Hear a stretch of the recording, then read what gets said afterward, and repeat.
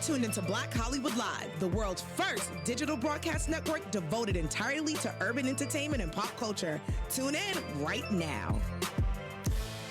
Hey. We here in the studio, guys. It's BHL's next. I know we weren't here last week, but I had to bring you guys a good treat then, okay? Now that I'm back, we got Noize Beatz in the studio. Just heading in. How you doing? Hey, I'm good. Thank you so much for coming. Thank you for having me. There's so much to discuss. I'm actually really happy to have you because I feel like I'm such a music head in my own right. Right. So I have so much to talk to you about. A lot of projects that you've been working on. Yeah. Congratulations, you work in 2020. Well, yeah. I've been working a lot. I've been doing a lot, but it's a process out here. You know what I'm saying? Yeah. I'm sure you had a lot of people on the show, but you know, it's been a grind. It's one of those things that last year was a cool, amazing ending. I think I should say, just working with all the artists that I've been working with for the last 5 to 6 years at their Mecca right now. Their Mecca, excuse me, like their top right now. They're getting their deals and they're over here getting their their clout, their fame. You know what I'm saying? But yeah, it's been pretty good. This is interesting. Yeah, speaking of your journey and all the people that you're working with, guys, Noize Beatz is a producer. Okay, he laying down them beats, he laying down them tracks. But tell me how you got your start and how you got to be in this industry because it's a very hard one to get into. It's a very hard one. It's one of those situations where I felt like my life was already written out. I mean, as most people are, but I think it was just one of those situations I was 3 years, I think I was 1 year old with a microphone in my hand. I got pictures with that. You look back, you be like, God dang, I was really doing it. Same. I got people, I got old school people that was third grade. You remember you was our manager and producer and stuff. I'm like, how did I know in third grade, what that was going to look like? You know what I'm saying? But, real quick, view. I see 12 years old, got my first drum machine, and at 12 years old, I got my first drum machine, and I was just kind of grinding. I was always instead of me being in the streets, my mom kind of was like, well, as long as you're in the studio, you're cool. You know what I'm saying? So, and then also I think when I was 16 years old. Crazy. I was in college already at 16, and I was already doing stuff. Just at 16. At 16, I wasn't. I was just so much by choice on the most default, but it was almost I had to prove something to people. So I just always felt like I came from a small town, which is Athens, Georgia. And Athens, Georgia? Yeah. It was 40 minutes from Atlanta, but small town. Nobody really never makes it. Nobody leaves. Nobody really does anything, but just kind of they have a dream. And I started literally I think 2009 was probably when I first had my first little claim to fame, kind of working around real industry people like Jay Holiday, Young Bloods from J-Bo members, D12, Bizarre from D12. I was with them heavy, so I'm heavy in the studio with a lot of the big heads, but I'm still I'm still kind of being a little fly on the wall, at this time. I'm still developing. I'm still I know, were you grinding. working or underneath anyone at the time? You know what? I was under really, I was just kind of doing I wasn't really under particular with just person, just a person. I was just kind of swinging around, Come to the session. Yeah, come to the session, play tracks, knocking people's heads off with my tracks. I was just trying to, because I love getting people hype in the studio. That's just my thing. And that's how I know, okay, I'm doing something. But not really under nobody as much at that time. But that's when I kind of was in Atlanta. Atlanta was still trying to it was still developing. Atlanta was still okay, you knew Atlanta was music. You knew people was there, but it wasn't today really. It's Atlanta's totally a whole different, different mission, right? It's a whole different vibe right now. So it was still grinding. So I had left in 2012 to come to Los Angeles. By myself, no family, no nothing. I just came and had a round ticket, and that's a lot of confidence to just really come out and just leave everything. It's crazy though. When I look back at it, I'm like, what the hell? People have these stories about just getting up and leaving. I'm just like, I don't know how. Yeah. So I need my mom to come with me. Right. A lot of people, and I try to tell people I know who's being out here. I was like, yo, it's a big difference when you come from a whole different part of the country. And some people you have no choice but to make it. At this time, you kind of have no choice but to make it. And yeah, that's when I think when I moved out here, that's when I finally kind of got my, all right, my feet getting wet. I started my first like major record was with TLC with their last project with T-Boz. Yeah. So like I was kind of up under her. She was taking me kind of up under her wings. Me and her like super talking every day. She was doing a group at a time. They were trying to work on the album at the time. Is there anything you learned from her specifically? You know what I learned? She used to always tell me before even giving her an idea, make sure you got your lawyer. That used to be her big thing. Seriously, it was like always like, yo, I don't want to hear it. You need to make sure you had your lawyer. And shout out to my lawyer who's been down with me for 5 years for not taking a cent. That's true, because like you, I would think like having somebody of your talent. Right. There's a lot of people in the industry that might want to take advantage of that. You might be, and you might be so hyped because everything's happening so fast. Right. You forget to look over contracts, the fine print. Yep. You do. So yeah, that was, and you really find out sometimes it's not even when the word they say it's nothing personal, it's business. Mm-hmm. You understand that word a lot more and more. You know what I'm saying? So like like getting with her, getting with her. So kind of I was around the whole, it was like I said, it was T-Boz, Young Yanni. He's another big major, producer who produced Danny Lay, The Game. Oh wow. He's always been, that guy, and out here, coming from Cleveland and being around him, just being around, other dope individuals. That just, that's kind of how my start got out here, and then. Just being with artists who I thought were dope. Being around those dope individuals, do you ever felt like there was a time where it was hard to, because I know you see a lot of people maybe doing the same things that you're doing. Right. And it's easy for people to get caught up and thinking, well, they're doing this and I'm, trying to do it too. So, why am I not taking off, or maybe even like comparing yourself to all the other dope people you see? Yeah, man. That could drive you crazy. It can either make you or really break you, because that idea right there is like, okay, until you really find out and understand that some people come out here some people are on a rocket ship, right? And then some people are on a boat, but they are both going on the same journey. It's just some people just move quicker than others. And trust me, you gotta understand, like I said, I've been here for March gonna be 8 years. Out of those 8 years, I've seen plenty of people come out here and just skyrocketed past me. You know what I'm saying? Like, just, I'm talking about on major tours, million platforms, and you be like, what the hell? Like, hello, I've been here. You know what I'm saying? I've been doing this, I've been getting your records is dope. Oh, this is crazy. This is crazy. You get those all the time, but you get a lot of no's. Or you get a lot of, not yet, or no's, you know what I'm saying? So, yeah, it's hard. It is hard, because you are out here with a lot of the competition. And low key, if I would have did it different, I probably would have waited a little longer to come out here and been a little set up more. But, it happened the way it happens. Yeah, everything comes for a reason. Yeah. We got you now. LA got you. Yeah, so that's, But, So I wanted to talk to you, too, about Issa Rae. Oh, yeah, dope. Because she started her own record label company, Raedio. Yeah, she did. That's such a cool name. It is, man. Just like put her name in there. And I know. I could have been Raedio. Yeah, right. Dang, she took it before me, but it's okay. Yeah. She has this artist, TMR, who you work with on Kinda Lovin'. Tell me about working with her on this project and how that was for you. Well, so that was, man, it was by God. You know what I'm saying? Honestly, I think... me and T-Mar, man, we had a relationship, kind of, before she got signed, probably like a year and a half, back. We was already working.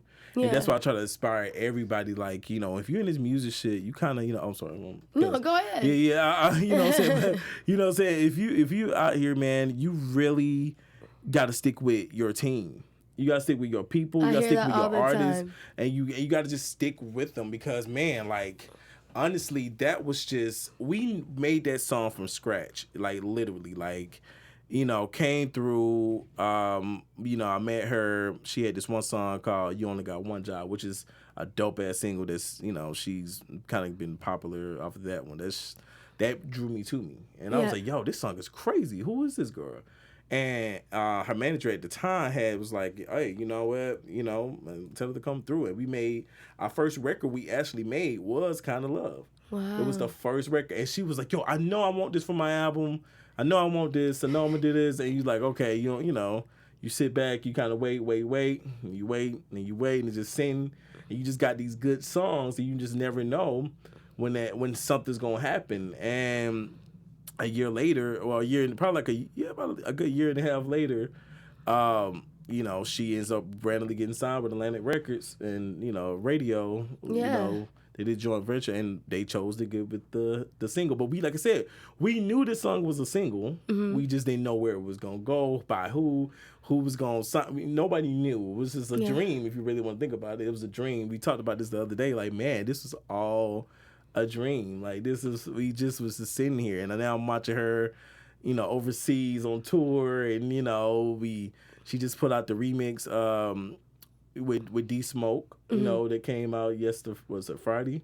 And I mean, she is another one who's about to skyrocket out here. It's moving real fast, like really fast. Like when you have a song, I always wonder, like from a producing standpoint, like is the artist your muse? Is your artist the person that I guess really puts the cherry on top of the cake for the song, or how do you look at that?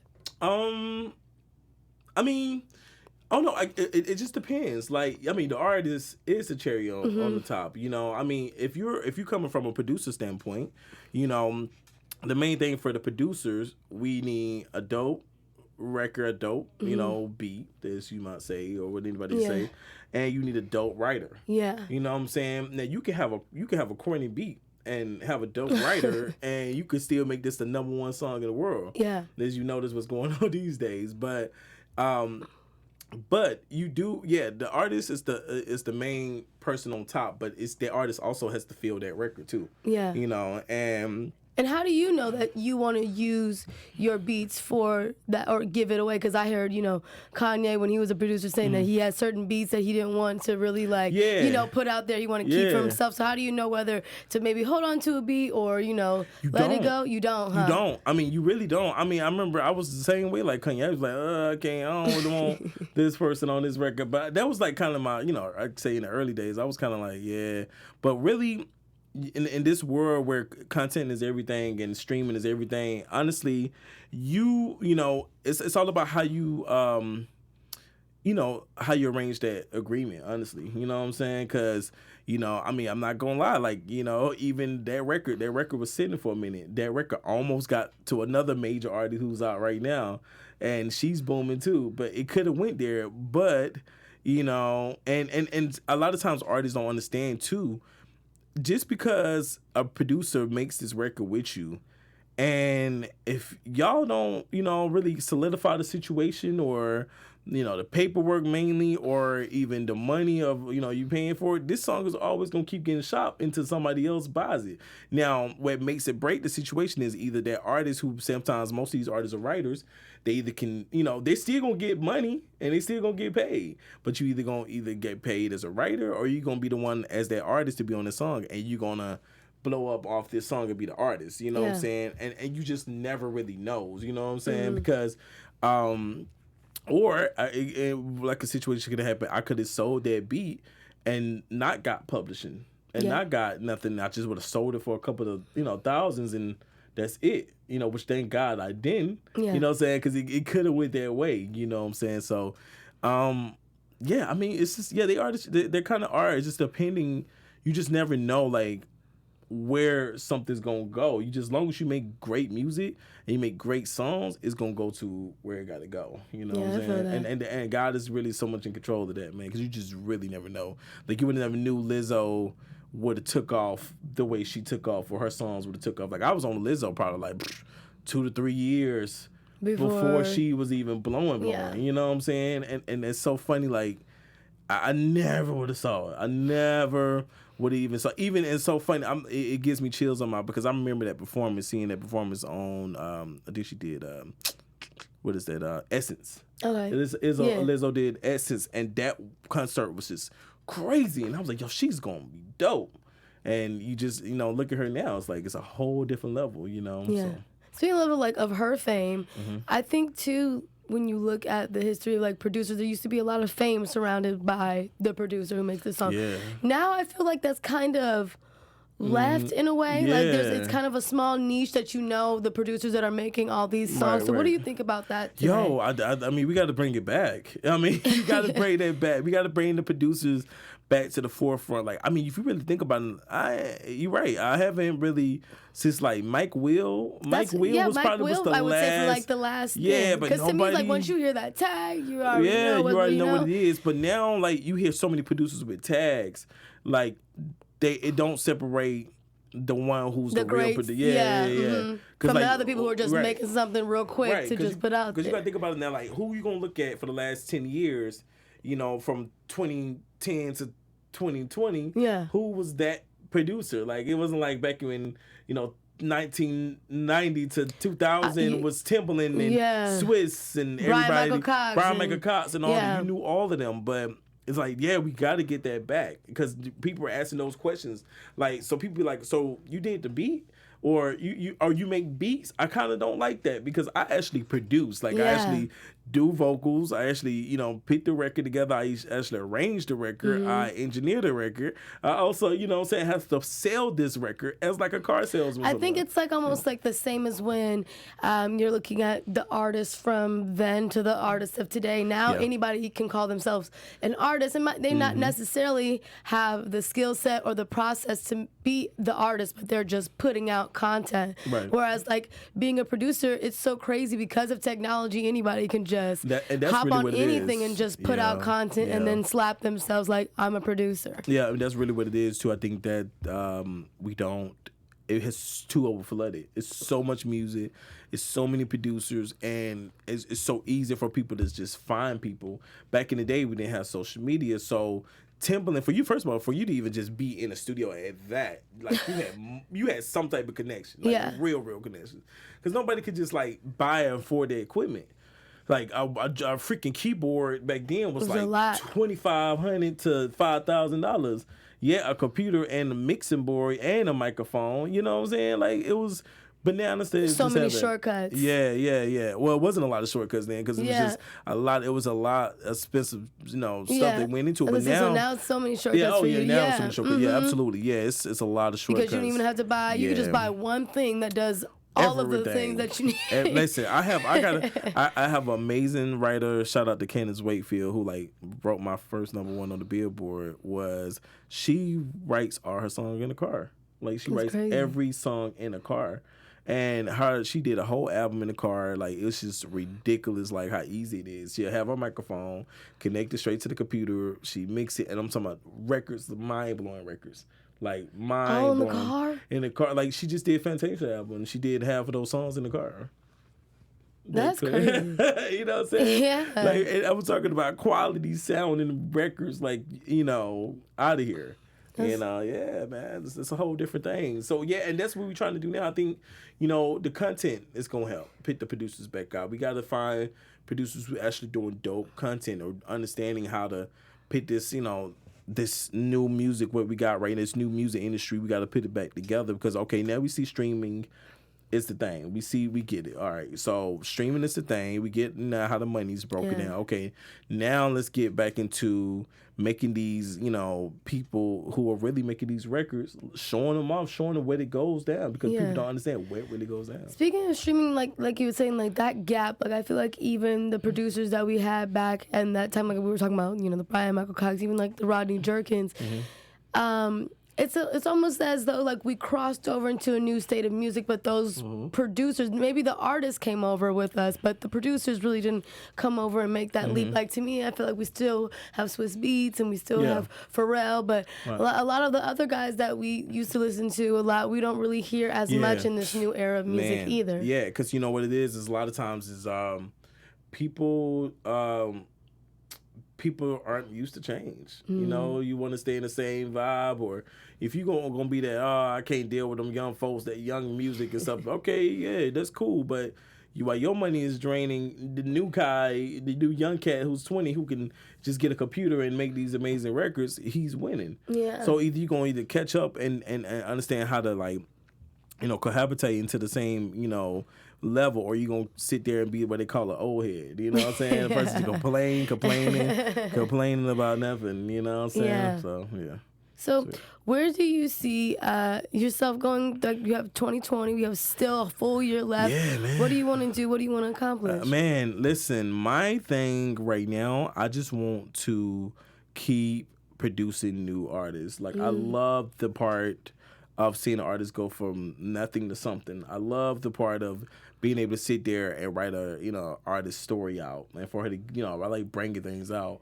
So I know. How are you able to, or when the producer says that, like, even when you hear Lizzo's story on how she created Truth Hurts, it was her producer that really, like, brought that out of her, that emotion to create such a huge hit. Right. How do you, as a producer, how do you guys be so in tune like that? It starts like this, just having a conversation. Like, we just have most of the dope songs that I wrote were actually real songs that I've experienced, or real things. So I come into the studio, and like I said, I'm more of what they call a vocal producer. You know what I'm saying? Like, I come in, I might have one of my, writing partners, and I'll be like, man, this crazy chick just did and this happened here and this happened there, and oh, this could be a song. Yeah. And you just find it, and you can make a song out of anything. You just gotta talk about your story, And I think people forgot about that. Like,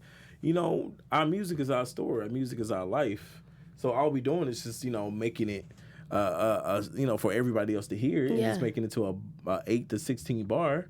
So it's just conversations. Yeah. And that's what I always say to me makes why I like certain artists is because of the storytelling. If we're just really talking about really nothing, to me, I don't really, I'm not really paying attention to you as an artist, whereas, like, you're telling me a story that's not only great, but, even if it's not relatable to me, I can see, I can visualize it. Right. It's a feeling. I feel that music to me is something that you really can't, touch, but it's just a feeling you get, even if you listen to a certain song and then you just remember the place you heard it the first time, or it's just like something like so abstract that you can't even grasp, but it's just a mood, it's just a feeling. Yeah, and it's another thing too on that. I think it's just like, I know people be like, could I go to school to actually do what you do, or can you do that?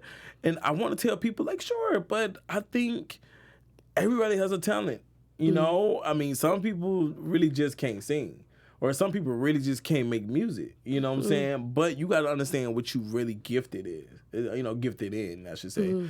And yeah, it's really like, you really have to understand where you at in life, and you really have to understand what you can do, because, not everybody can just do it. And not everybody can just, like I said, I learned, I was actually working with, recording and not even realizing what I was doing. You know what I'm saying? I was recording, like, probably at the age of 13, 14, not knowing that this was going to take me here, or not knowing, like, I was going to, get music out there. People was going to hear my music, or our music going to be in the stadium or on live TV. I never experienced that. I never thought it was going to ever have that. But, I'm just a country boy from, Athens, Georgia, you know what I'm saying? And, I grew up in the crazy city of Atlanta, and just trying to, like, maneuver, and trying to survive. Yeah. That was my life is always was about surviving. I never thought that, who would be, having my music all over. So, yeah.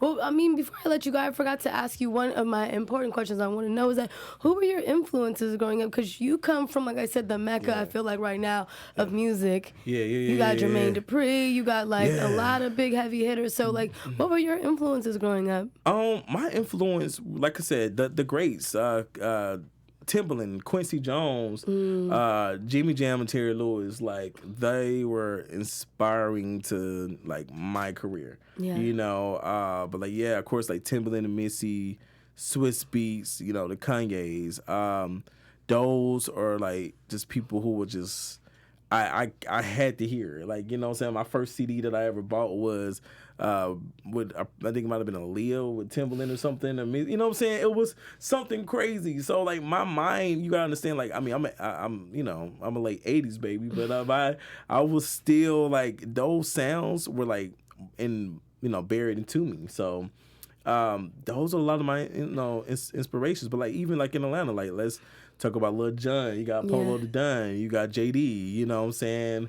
College Park. All those people, you know, who the hometown, same thing. Like, you know, those were definitely, you know, inspiring, because you got to understand, coming from the South, coming from Atlanta, nobody really didn't give us no love. So, you know, as much as people like, yo, Atlanta booming, to people from Atlanta, it's like, dang, you know, really? You know what I'm saying? It's just, you know, it still like trippy, because you don't understand. We just in this small city. Well, it's a, compared to LA, it's a small city, and you know, people don't really leave. So yeah, it's different. But those are my, you know, inspirations, man. I love those people to this day, man.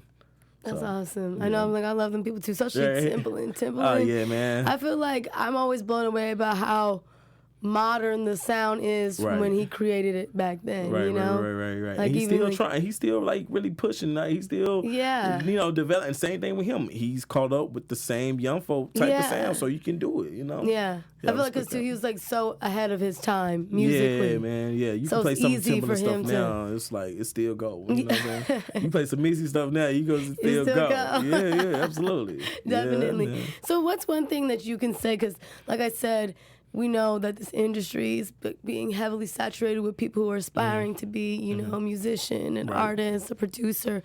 What can you say to people who want to break in? Like, because I know it's going to be hard, but I know that there's some, you know, bittersweet moments too. Listen, when I tell you about this music industry, it's no easy way.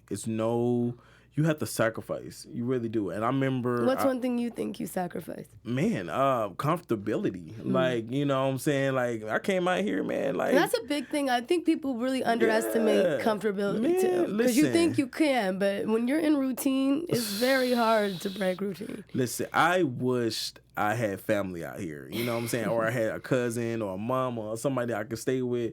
Like, I came out here with I knew one guy, and he was the one guy who let me, you know, I had a mattress on the floor my first year, you know, no car, you know, not knowing how to get around. Like, you really got to sacrifice for whatever you do. It don't matter if you cook. It don't matter if you're a football player. You gotta sacrifice. If it's time, if it's money, if it's, you know, stability, you gotta sacrifice something. You know what I'm saying? And if you don't really have a story, it's nothing. But I just think you really have to get out. Like I said, you gotta sacrifice comfort. You gotta get out your comfort zone. You know, a lot of things that you wouldn't imagine you can do, you gotta just take off a leap of faith. And I remember, like, that's just one thing about it. Like, I used to see this picture. It was this one picture I'm never going to forget it. My boy used to have in his studio back in Atlanta, where it was this kid on this cliff, and on the bottom, it was nothing. It was talking about taking a leap of faith. He had one foot out. And you really got to do that. Yeah, you really got to take that one foot out. You got to just do something that people was going to be like, nigga, you was crazy.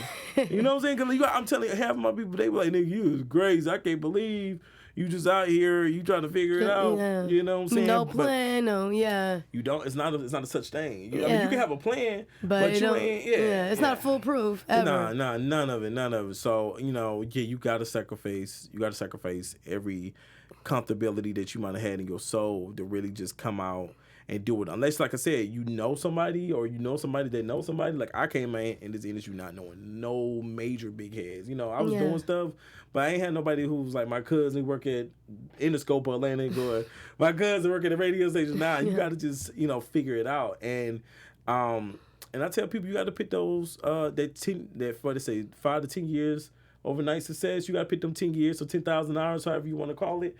I think that's the realest thing ever to me.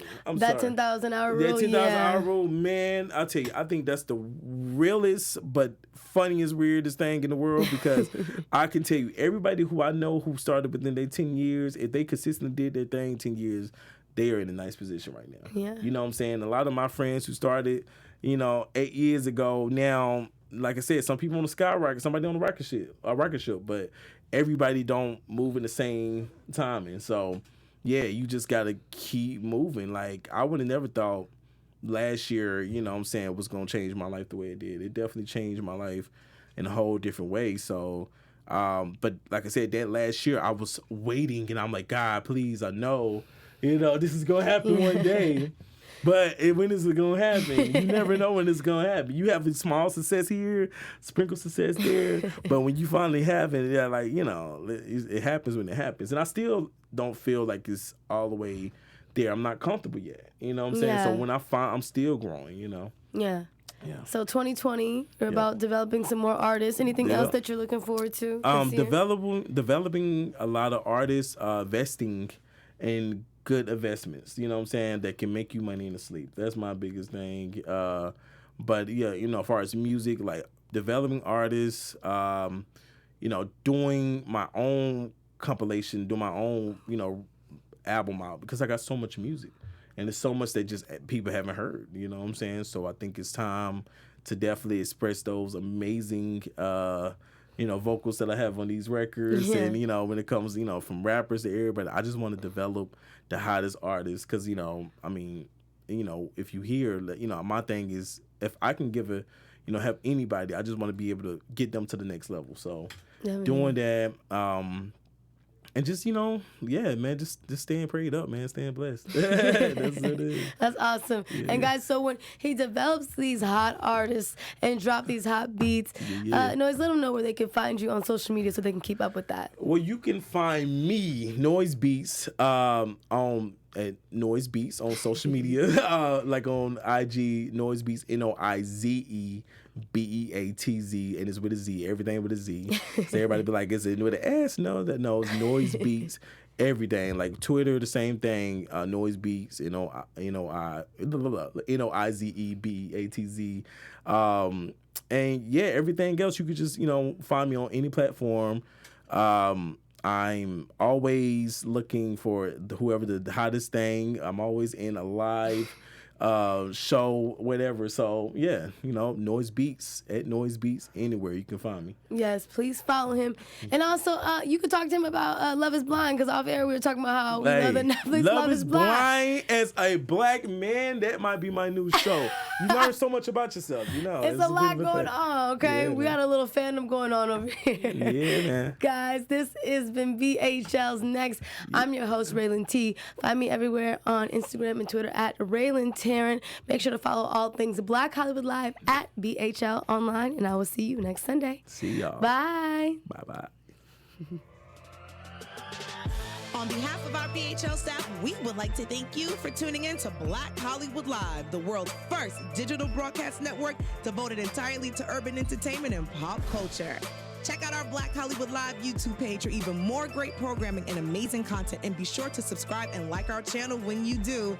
I'm your BHL host, Nakia Monet, and you can find me on all social media at Kiki Boom Boom or at Black Hollywood Live. Black Hollywood Live, Hollywood redefined.